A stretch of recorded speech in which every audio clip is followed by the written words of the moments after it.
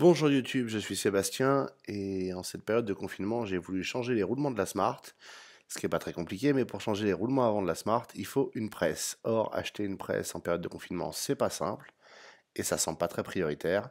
Donc je me suis dit que comme j'avais un poste à souder et des chutes d'acier et un cric bouteille que vous avez vu dans une vidéo précédente, même s'il est un peu excessif pour cet usage, j'allais la fabriquer moi-même. Au final, une presse, c'est pas très compliqué, comme vous allez le voir. Je me suis fait un petit schéma avec des chutes d'acier en vitesse. Et sur cette base-là, je suis allé couper des morceaux de chute plus massives et j'ai attaqué le montage. La fusée avec laquelle je joue, c'est justement celle de la Smart. Et c'est celle dont il va falloir sortir le roulement qui fait aussi office de moyeu pour le remplacer. Donc je vais me baser sur cette dimension-là pour faire ma presse en prévoyant un peu plus grand pour un usage futur pour pas qu'elle soit à simple usage. Mais c'est la base de mes calculs. Mon autre objectif était de ne pas avoir une presse qui soit un meuble. Donc je l'ai faite sans pied d'estal, mettons, qui la maintiennent en hauteur. C'est une presse d'établi. C'est aussi une presse qui est supposée aller sous un établi ou une étagère pour pouvoir être rangée quand je m'en sers pas. Parce que je suis pas garagiste, contrairement aux impressions que vous pouvez avoir sur YouTube. Et donc je n'ai pas besoin de l'avoir à plein temps à disposition, prête à être utilisée. Et donc voilà le plan. Elle est prévue pour faire 1 mètre de haut à peu près. Ça va dépendre aussi des chutes que j'ai. Elle fera 45 de large final intérieur, puisqu'il y a des tubes autour. Et puis ce sera une presse toute simple, comme on peut en voir. C'est une copie de ce qu'on peut trouver dans la plupart des magasins. Alors si vous n'avez pas envie de fabriquer, on peut acheter des presses qui font sans doute très bien l'affaire pour une centaine d'euros. Encore une fois, je suis confiné dans l'atelier et j'ai rien d'autre à faire. Donc, plutôt que d'en acheter une, je vais me la fabriquer. C'est toujours intéressant et ça permet de se faire une idée de ce que résistent les matériaux que j'utilise dans différents projets.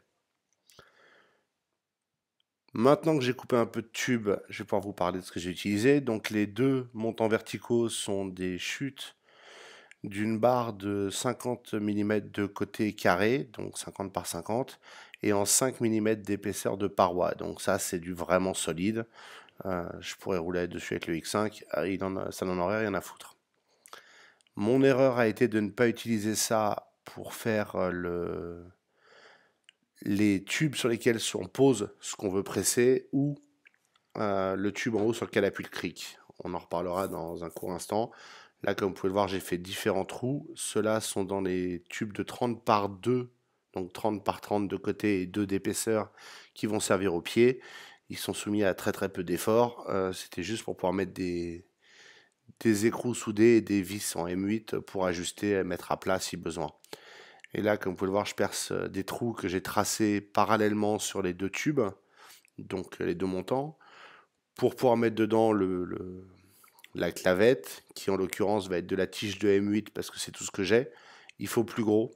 Achetez au moins du M12 si vous avez, et sinon il faut trouver du rond plein en acier et percer le diamètre équivalent. Et donc j'ai fait ça sur les deux montants pour pouvoir ajuster la hauteur du plateau sur lequel on pose ce qu'on va presser. Là, telle que j'ai coupé, elle fait 1 mètre de haut. Je la recouperai un petit peu de peut-être 10 ou 15 cm pour qu'elle passe plus facilement sous les meubles. Mais c'est modérément problématique. J'ai soudé le cadre carré et donc en bas, c'est un tube qui sert juste à maintenir l'écartement. Il est soumis à aucune force. Là, vous me voyez souder les écrous pour les pieds que je vais ensuite souder au cadre. Et en haut, c'est du 45 de côté, donc 45 par 45, et c'est du 2 mm d'épaisseur, et c'est pas assez. En l'occurrence, dans le cas de la Smart, vous allez le voir quand on passe à l'usage de la presse, ce tube s'est plié un peu. Je l'ai donc renforcé en mettant une cornière en dessous de 8 mm d'épaisseur de paroi, que je souderai définitivement en place. Ça ou du tube de 5 mm d'épaisseur, je déciderai le moment venu. Là, vous me voyez préparer le support du cric, donc qui va aller en dessous, qui est ce sera la partie qui va bouger donc. Et je me sers de fer plat sur les côtés pour le guider sur le tube. J'aurais dû faire ça de façon à ce que ce soit plus étroit sur le tube. Donc là, c'est du 30 de côté les tubes chacun, donc ça fait 60. J'aurais dû faire en sorte que ça fasse 50 piles au niveau des tubes, ou 51, pour que ce soit mieux guidé et plus rigide, enfin plus dirigé, enfin maintenu en place, et que ça donc presse plus droit sans possibilité de bouger.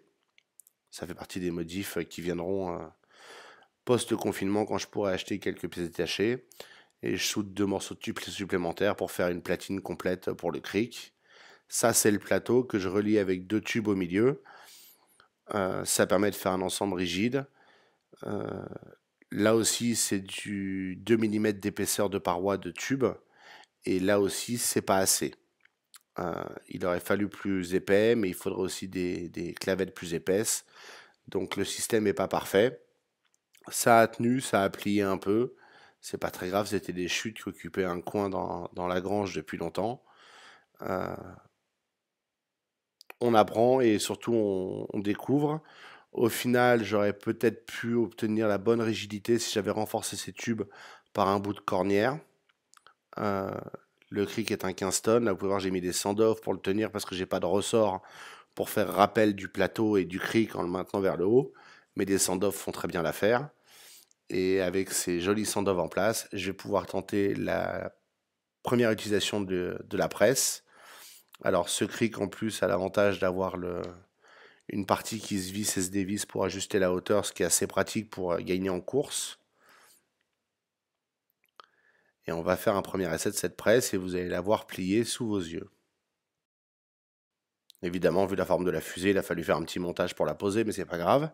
Et regardez bien le tube d'en haut, vous allez le voir plier sans vraiment que j'ai besoin de faire d'efforts, parce que c'est un cric 15 tonnes, que la fusée, enfin le roulement résiste dans la fusée, et que malheureusement ça suffit pas. Alors soit mettre une cornière, soit faire une platine avec du fer plat épais sur lequel elle viendrait appuyer le cric sur la barre pour distribuer la charge. Les deux seraient sans doute valables. Là, en l'occurrence, ça plie un peu, mais ça ne va pas casser. Vous pouvez voir que là, ça commence à devenir dur avec le cric. Donc, on ne doit pas être très loin des 15 tonnes, ou en tout cas de la pression maximale de ce cric. Et vous pouvez voir que le simple point d'appui en haut au milieu répartit pas suffisamment la charge. Et donc, la barre est en train de plier gentiment. La bonne nouvelle, c'est que de l'autre côté, le roulement sort aussi progressivement. C'est pas optimal, mais ça sort. Donc, ça remplit son œuvre. Et sous peu, vous allez voir comment j'ai complété l'opération. Vous pouvez voir que cette barre se termine. Ça manque peut-être un peu de progressivité au niveau du cric, ou de la presse, ou simplement la façon dont le roulement était monté. Il est sorti par à coup. Et voilà, ma jolie presse toute neuve est déjà abîmée. C'est pas grave, c'est comme ça qu'on apprend. 2 mm d'épaisseur de paroi sans platine pour distribuer la charge, c'était pas assez. Au passage, les tiges de M8 que j'ai utilisées pour caler ont plié aussi, et comme vous pouvez le voir, le plateau en dessous a plié aussi. Là, ce que j'ai fait, c'est que j'ai mis une cornière en 8 mm d'épaisseur. Elle est beaucoup moins émotive. Et vous pouvez voir que ça aussi, ça a un peu plié, et que les tiges en M8 sont pliées aussi en dessous. Elles ont pris une claque. C'est malheureusement le mieux que j'avais pour faire ça. J'aurais pu le boulonner pour le serrer en place, ça aurait peut-être amélioré les choses, en ajoutant de la friction sur les côtés, en serrant deux équerres l'une contre l'autre. C'est comme ça qu'on apprend. Si vous voulez fabriquer une presse, c'est pas compliqué, mais il faut au moins un peu plus épais que ça, ou du plus renforcé que ça. Si j'avais soudé un bout de la cornière au tube du haut, ça aurait pas bougé. Là, je vais percer les pieds du cric parce que ça me permet de mieux le maintenir en place dans son plateau, étant donné que je lutte contre un cric qui est trop fort pour mes sandov et l'absence de ressort pour le replier facilement. Donc je veux au moins le caler en place pour pas qu'il puisse bouger. Et ça fera une presse complète pour l'instant. Deuxième utilisation, sortir le deuxième roulement avant. Pendant que je fais ça, là j'ajoute un peu de WD-40 en plus pour faire bonne mesure, pour essayer de faciliter un peu les choses et se défaire d'un peu de corrosion parce qu'ils sont bien corrodés sur les faces visibles.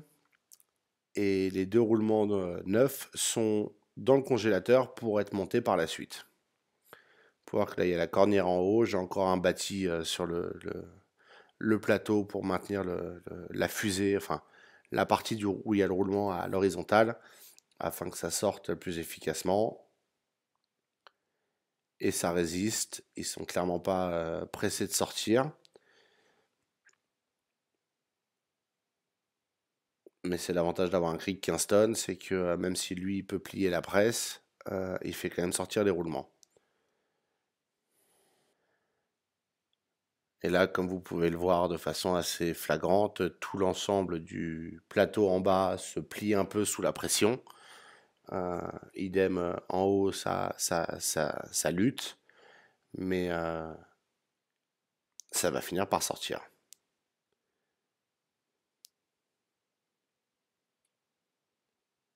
Voilà, là vous avez un meilleur angle pour le voir sortir progressivement.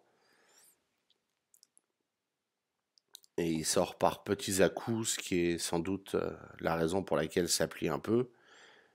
Mais le voilà sorti. Donc ma presse fonctionne définitivement pour la sortie des roulements. Maintenant, il va falloir qu'elle fonctionne pour remettre les roulements. Le principal problème que j'ai eu pour faire ça, c'était l'alignement que tout soit bien perpendiculaire et horizontal pour bien emboîter le roulement correctement.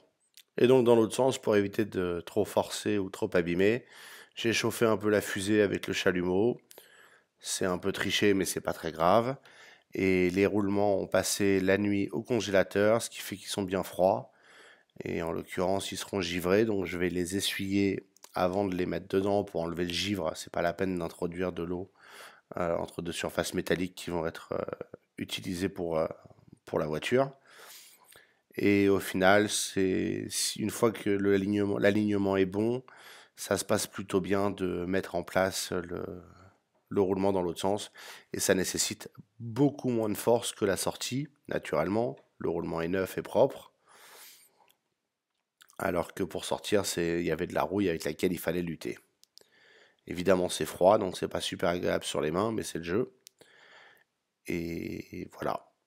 Voilà la construction de ma presse. Alors, pendant que vous me regardez mettre le nouveau roulement, les conclusions, il faut bien guider le plateau qui est sous le cric pour qu'il reste bien centré et aligné dans la presse.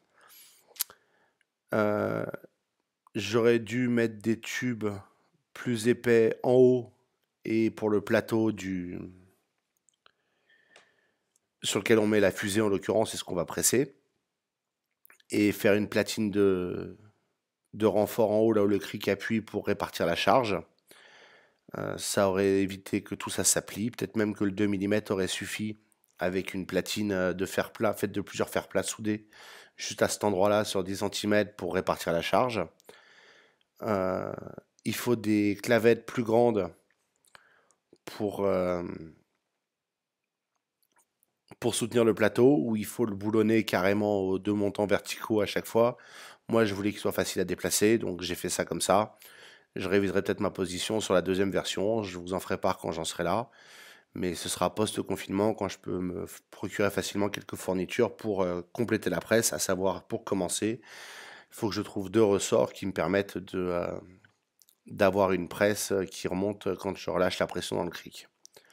Je commanderai peut-être un cric à 20 balles pour l'occasion, un peu moins massif, parce que celui-là est prévu pour les camions, c'est un peu excessif. Et voilà qui devrait me permettre de compléter cette presse et à ce moment-là de la peindre. On verra ce que je modifie. Mais pour ce qu'elle avait à faire et pour le besoin que j'avais, elle a parfaitement fait son travail.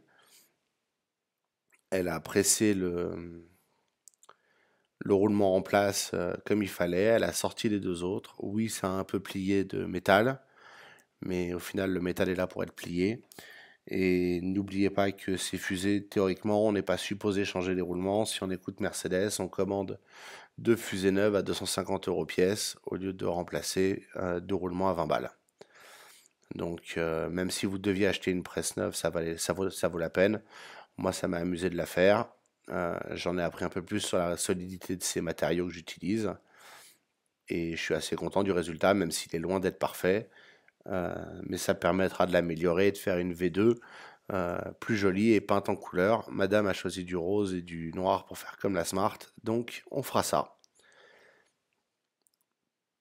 Et comme vous pouvez le voir, mon roulement est maintenant en place, même si tout le métal était un petit peu sous tension.